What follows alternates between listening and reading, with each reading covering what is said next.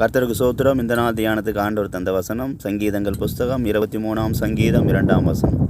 23ஆம் சங்கீதம் 2ஆம் வசனம். அவர் என்னை புல்லுள்ள இடங்களில் மேய்த்து அமர்ந்த தண்ணீர்கள் அண்டையில் என்னை கொண்டு போய் விடுகிறார். அவர் என்னை புல்லுள்ள இடங்களில் மேய்த்து அமர்ந்த தண்ணீர்கள் அண்டையில் என்னை கொண்டு போய் விடுகிறார். கர்த்தருக்கு சோத்திரம். கர்த்தர் நல்லவர், அவர் கிருபை என்றும் உள்ளது. இந்த நாள் தியானத்துக்கு ஆண்டவர் தந்த நல்ல வசனத்துக்காக ஆண்டவரை துதிக்கிறேன், சோதரிக்கிறேன். இங்கே இந்த சங்கீதக்காரன் இந்த சங்கீதத்திலே இந்த 2ஆம் வசனத்திலே ஆண்டவர் அவரை புல்லுள்ள இடங்களில் மேய்த்து அமர்ந்த தண்ணீர்கள் அண்டையில் கொண்டு போய் என்னை விடுகிறார் என்று சொல்லுகிறார். இது ஒரு ஆசீர்வாதத்தின் வார்த்தை. அவர் பாருங்கள், எவ்வளோ பெரிய தேவன். அவர் நம்ம என்ன பண்ணுகிறாராம்? மேய்க்கிறாராம். தண்ணீர் நிறைந்த இடத்தில் கொண்டு போய் விடுகிறேன் என்று சொல்லுகிறார். அப்போ இது எதை காண்பிக்கிறது? இந்த வசனத்தினுடைய ஆழமான சத்தியங்கள் என்ன? ஆண்டவர் நம்மை அவருடைய வார்த்தையினால், வசனத்தினால் அவர் நம்மை போஷிக்கும்படியாக செய்து நம்மை அந்த வசனத்தினால் நம்மை நிறைத்து தண்ணீர் அண்டை என்று சொல்லும்போது எதை காண்பிக்கிறது? பரிசுத்த ஆவியினால் நம்மை நிறைக்கிற அனுபவத்தை காண்பிக்கிறது. அவருடைய வார்த்தையினாலும் அவருடைய வல்லமையினாலும் நம்மை நிறைக்கிறார். வார்த்தையினாலும் வல்லமையினாலும், பரிசுத்த வல்லமையினால், பரிசுத்த ஆவியின் வல்லமையினால், அவருடைய வார்த்தையினாலும். அப்போ இந்த நாட்களில் கூட நமக்குள் கூட இந்த வசனத்தை நாம் கூட அதிகமாக சொல்லி ஆண்டவரை நோக்கி பார்க்க வேண்டும். ஆண்டவரே, நான் உன்னை புல்லுள்ள இடங்கள் மேய்த்து அமர்ந்த தண்ணீர் காண்டையில் என்னை கொண்டு போய் விடுகிறாய் என்று அந்த சங்கீதக்காரன் சொன்ன வசனம் பிரகாரமாக ஒவ்வொரு நாளும் உம்முடைய வார்த்தையினால் நான் போஷிக்கப்பட வேண்டும். உங்களுடைய பரிசுத்த ஆவியாக நதியினால் நான் தாகம் தீர்க்கப்பட வேண்டும். உங்களுடைய வார்த்தையினால், வசனத்தினால் என் உள்ளம் எப்போது நிறைந்திருக்க வேண்டும் என்று சொல்லி நாம் கூட ஆண்டவரை நோக்கி பார்க்க வேண்டும். இப்படியாக நாம் ஆண்டவரை நோக்கி பார்க்கும்போது நிச்சயமாகவே அவருடைய வார்த்தையும் அவருடைய பரிசுத்த ஆவியின் வல்லமையும் நம் மத்தியிலே நமக்குள்ளே அதிகமாக காணப்படும். இது தேவன் நமக்கு தருகிற விலையேறிய ஆசீர்வாதம். பாருங்கள், உலகத்தில் யாரும் அப்படியாக நமக்கு வாக்குத்தத்தம் செய்துட்டில்லை. உலக பிரகாரம் பாருங்கள், விக்கிரகத்தை வழிபடுறவங்களெல்லாம் பாருங்கள், அவங்க தான் கொண்டு போய் தெய்வத்துக்கு கொடுத்துட்ருக்குறாங்க. ஆனால் தெய்வம் அவங்களுக்கு எதையும் கொடுப்பதில்லை. தெய்வம் அவர்களை ஒவ்வொரு நாளும் வஞ்சித்து கொண்டு இருக்கிறது. ஒவ்வொரு நாளும் அவர்கள் என்ன பண்ணுகிறது? அவர்களை தெய்வத்தை அறியாமல் விலகி போகும்படி, மெய்யான சத்தியத்தை உபதேசத்தை அறியாமல் வழிவிலகும் போகும்படி அவங்க என்ன பண்ணுறது? வஞ்சித்து கொண்டே இருக்கிறது. அப்போ இந்த நாட்களில் கூட நாம் எப்படி காணப்படுகிறோம்? ஆண்டவர் நம்மை ஒவ்வொரு நாளும் அமர்ந்த தண்ணீர்கள் அண்டையில் கொண்டு போய் விடுகிறாரா? அவருடைய புல்லுள்ள இடங்கள் அவருடைய வார்த்தையினால் நம்மை போஷிக்கிறாரா? இந்த நாளில் கூட அந்த அனுபவம் நமக்குள் எப்படி காணப்படுகிறது என்பதையெல்லாம் இந்த நாளில் கூட நாம் ஆராய்ந்து பார்க்க வேண்டியது மிகவும் அவசியமானதாக இருக்குது. பாருங்கள், இந்த சங்கீதக்காரன் சொல்லுகிறார், பாருங்கள், பழைய ஏற்பாட்டு வாழ்ந்த போதிலும் அவருக்குள்ள அந்த ஒரு பெரிதான தேவனை குறித்தான ஒரு தாகம் உண்டாயிருந்தது. தேவன் மேலே அவருக்கு ஒரு வாஞ்சை உண்டாயிருந்தது. அதனால்தான் அவரால் அப்படி சொல்ல முடிந்தது. ஆண்டவரே, அவர் என்னை புல்லுள்ள இடங்களில் மேய்க்கிறார் என்று சொல்லி அமர்ந்த தண்ணீர் அண்டையில் என்னை கொண்டு போய் விடுகிறார் என்று சொல்லி அவர் அதனால்தான் அப்படியாக ஜெபிக்கிறார். ஆண்டவரால் அப்படி செய்ய முடியும் என்று சொல்லி அவருக்குள்ள ஒரு விசுவாசம் காணப்படும். அப்போ இந்த நாட்களில் கூட நமக்குள் கூட அப்படியாக ஒரு விசுவாசம் பெரிதாக காணப்பட வேண்டும். ஒரு பெரிதான விசுவாசம் நமக்குள்ளே காணப்படும் போது மாத்திரம் தேவன் நம்ம என்ன பண்ணுவார்? நம்மை புல்லுள்ள இடங்கள் மேய்ப்பார், அமர்ந்த தண்ணீர்கள் அண்டையில் கொண்டு போய் விடுவார். அப்போ இந்த 2 அனுபவம் நமக்குள்ளே ஒவ்வொரு நாளும் அதிகமாக காணப்பட வேண்டும். இந்த 2 அனுபவத்தில் நிறைந்து நாம் ஜீவிக்க வேண்டும். இந்த 2 விதமான அனுபவத்தில் நாம் நிறைந்து ஜீவிக்காத பட்சத்தில் நமக்குள்ள என்ன காணப்படுகிறது? எத்தனையோ விதமான பலவிதமான தேவனுக்கு இஷ்டமில்லாத காரியங்கள் நம்மை என்ன பண்ணுது? நம்மை நெருங்கி நம்ம என்ன பண்ணுது? தேவனை விட்டு பிரிக்கும்படியாக போராடுகிறது. இந்த 2 காரியத்தில் நாம் சரியாக காணப்படும் போது நம்ம எப்படி காணப்படுவோம்? நம்முடைய பாதையெல்லாம் தெளிந்த நதியை போன்று காணப்படும். அப்போ நம்ம எப்படி இருப்போம்? பேதுரு நிருபக்காரன் சொல்லுவது போல் ஒரு தெளிந்த புத்தி நமக்குள்ளே காணப்படும். இந்த நாட்கள் கூட அநேகருக்குள்ள என்ன பண்ணுறதில்ல, ஒரு தெளிந்த புத்தியோடு எதையும் செய்ய முடியாமல் தடுமாறுவார்கள், தத்தளிப்பார்கள், வேதனைப்படுவார்கள், துக்கப்படுவார்கள், கண்ணீர் விடுவார்கள், பாரத்தோடு ஒரு விதமான பாரத்தை சுமந்து கொண்டு எப்போதும் அலைந்து கொண்டிருப்பார்கள். இப்படியாக ஒரு விதமான பாரத்தோடு அவர்கள் அலைந்து கொண்டிருப்பதற்கு காரணம் என்ன? எனக்கு பிரியமான சகோதரனே சகோதரி, அந்த நாளில் கூட நமக்குள்ள நாம் ஒவ்வொரு நாளும் அவருடைய வார்த்தையினால் போஷிக்கப்பட வேண்டும். அவருடைய பரிசுத்த வல்லமையினால் நாம் நிறைக்கப்பட வேண்டும். அநேகர் அந்த ஞாயிற்றுக்கிழமை ஆராதனைக்கு வரும்போது மாத்திரம் அந்த வார்த்தை கேட்பதோடு சரி, அந்த நாளில் அவர்கள் வல்லமையினால் பரிசுத்த வல்லமையினால் நிறைக்கப்படுவதோடு சரி, மற்றபடி அவர்களால் தனிப்பட்ட முறையில் ஒவ்வொரு நாளும் அந்த அனுபவத்தினால் அவர்களால் நிறைக்கப்படுவதில்லை, அந்த அனுபவத்தினால் பலப்பட முடிவதில்லை, அந்த அனுபவத்தினால் உயிர்ப்பிக்கப்பட முடிவதில்லை. அதனால தான் அவங்களுக்குள்ள என்ன காணப்படுகிறது, அந்த தெளிந்த புத்தி இல்லாமல் பல விதமான நெருக்கங்கள், கலக்கங்கள், போராட்டங்களுக்கு மத்தியில் அவர்கள் தத்தளிக்கிறார்கள்.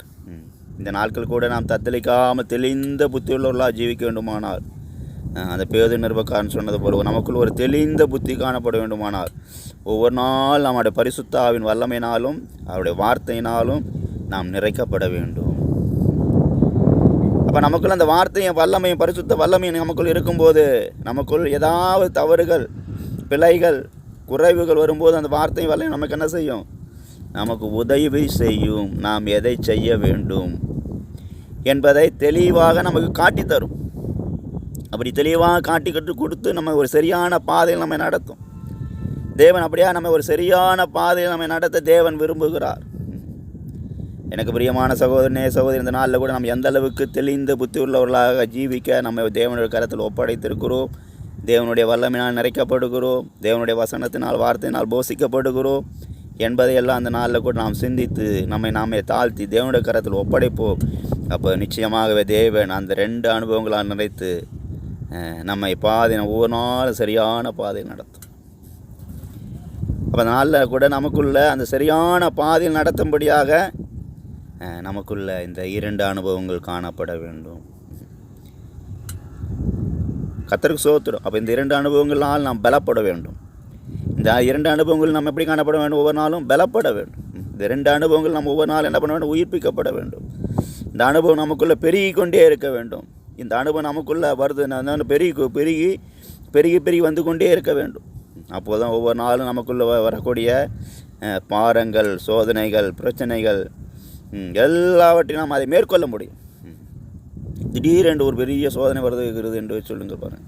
அந்த சோதனை வேலையில் நம்ம அப்படியே அவரால் நிறைக்கப்பட்டிருக்கும் போது, வார்த்தையினால் ஒவ்வொரு நாள் நிறைக்கப்பட்டிருக்கும் போது, பரிசுத்தாவின் வல்லமையில் நிறைக்கப்பட்டிருக்கும் போது, அந்த பெரிதான பிரச்சனையை சோதனை கண்டு நாம் கலங்க வேண்டிய அவசியமில்லை.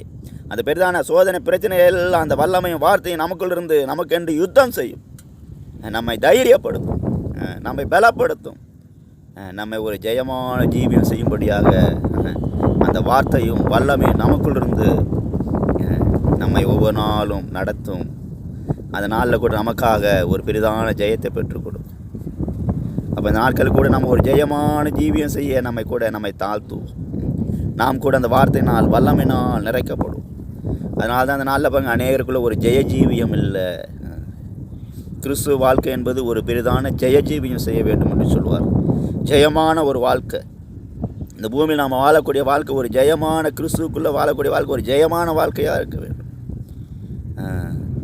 அந்த ஜெயமான வாழ்க்கை வாழ வேண்டுமானால் இந்த 2 அனுபவம் நமக்குள்ள நாம் இந்த 2 அனுபவத்தில் பலப்பட்டு இருக்க வேண்டும். பலப்படாதனால தான் ஜெயமாக ஜீவிக்க முடிவதில்லை. அப்போ நாட்கள் கூட இந்த 2 அனுபவத்தில் நாம் பலப்பட்டிருக்கும்போது நமக்குள்ள ஒரு ஜெயம் உண்டாயிருக்கும். நம்முடைய காரியங்கள் எல்லாம் ஒரு தனியான ஒரு பாதையில் தேவன் நடத்துவோம். நம்முடைய காரியங்கள் எல்லாம் பொறுப்படுத்து அதை மற்றவரை பார்க்கும்போது நமக்கு என்ன வித்தியாசமாக காணப்படும். நமக்குள் காணப்படுகிற அந்த தேவனுடைய நடத்திப்பு, தேவ ஆவியினுடைய வழி நடத்துதல், அந்த ஆவியானவர் உற்சாகம், அந்த ஆவியானவருடைய ஒரு பலன், இதையெல்லாம் கண்டு என்ன பண்ணுவாங்க? அநேகர் அது ஆச்சரியமாக இருக்கும். அநேகர் அதை கண்டு சிந்திப்பார்கள், ஆராய்ந்து பார்ப்பார்கள். பலவிதமான கட்டுகள், பிரச்சனைக்குள் காணப்பட்ட இந்த மனிதன் இப்படியாக ஒரு தெளிந்த பாதையில், ஒரு தனித்த பாதையில் எப்போதும் உற்சாகத்தோடு காணப்படுகிறான். இதற்கு காரணம் என்ன என்று சொல்லி ஆச்சரியப்படுவார்கள்.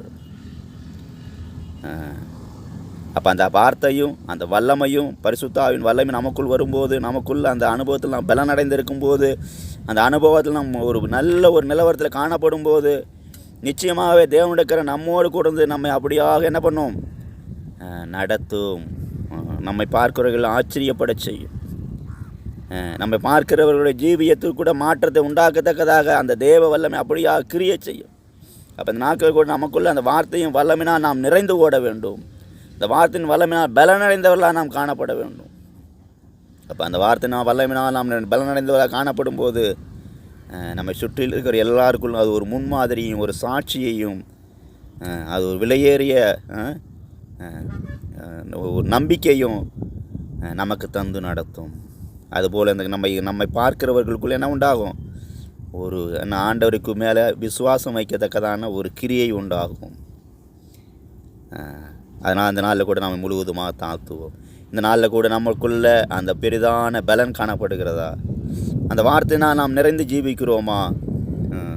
அப்போ இந்த நாட்கள் கூட அந்த வார்த்தையினாலும் அந்த பரிசுத்தாவின் வல்லமையினால் நமக்குள்ளே நாம் நிறைந்து இருக்கும்போது நாம் இந்த பூமியில் எப்படி காணப்படுகிறோம், ராஜாக்களும் ஆசாரியர்களுமாக காணப்படுகிறோம். இந்த வார்த்தையும் இந்த பரிசுத்தாவின் வல்லமையும் நமக்குள்ள நிறைந்தவர்களாக நாம் ஜீவிக்கும் போதும் தான் நம்ம எப்படி காணப்படுறோம், ராஜாக்களாக காணப்படுகிறோம், ஆசாரிகளாக காணப்படுகிறோம்.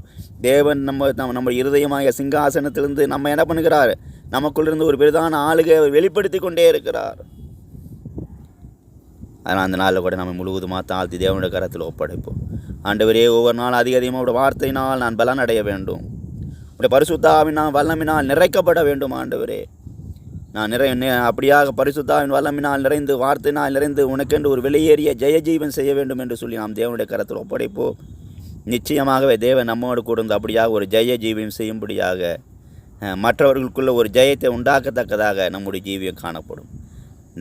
இந்த நாளில் கூட நம்மை முழுவதுமாக தாழ்த்தி இந்த வசனத்திற்கு ஒப்படைப்போம்.